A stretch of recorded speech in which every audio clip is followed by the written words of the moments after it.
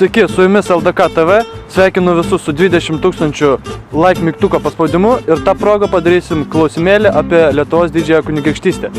Išsiaiškinsim, ką žmonės žino ir ko nežino apie Lietuvos didžiąją kunigaikštystę Vilniuje.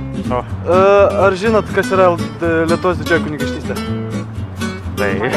Nu, žinom, kurią praradom gėdingai, reiškia su Lenkais, kai suėjom. Tai Lietuvos didžioji kunigaikštystė. Taip, žinau. LDK Lietuvos didžioji kunigaikštystė. Didžioji, taip, žinau. Tai kunigaikštystė Lietuvos. Buvusi valstybė. Ar galėtumėte išvardinti keletą LDK valdovų? Žygimantas Augustas. Gediminas, ne. Vytautas Didysis.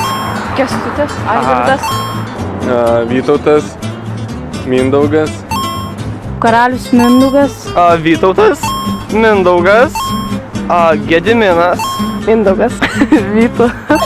Vytautas, Gediminas. Ar žinot, kas yra Gediminas? Čia Vilniaus įkūrėjas. Tai kunigaikštis. Gediminas karalius, kuris Vilnių įkūrė. Jisai prikvietė labai daug įvairių žmonių į Vilnių ir išgarsino Vilnių Europoje. Gediminas įkūrė Vilnių. Nu, tai Vilnių įkūrė. O kuo garsus Vytautas? Vytautas, kad pasiekė maksimalias teritorijas LDK. Vytautas karalius.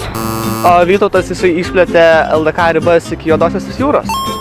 Daug žemių praplėtė Lietuvos didžiąją kunigaikštystę. Ir kokią teritoriją jis pasiekė? Iki Juodosios jūros, Iki Juodosios jūros. Iki Juodosios jūros. Ką žinote apie Žalgirio mūšį? kad jis vyko ten Lenkijos teritorijoje, vyko 1410 metais.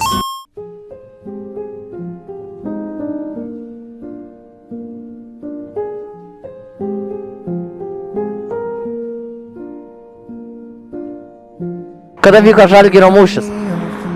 1600 kažkelintieji.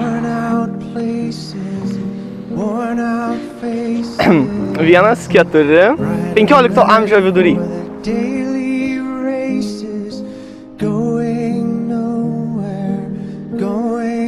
1410 metais Liepos 5 ryte.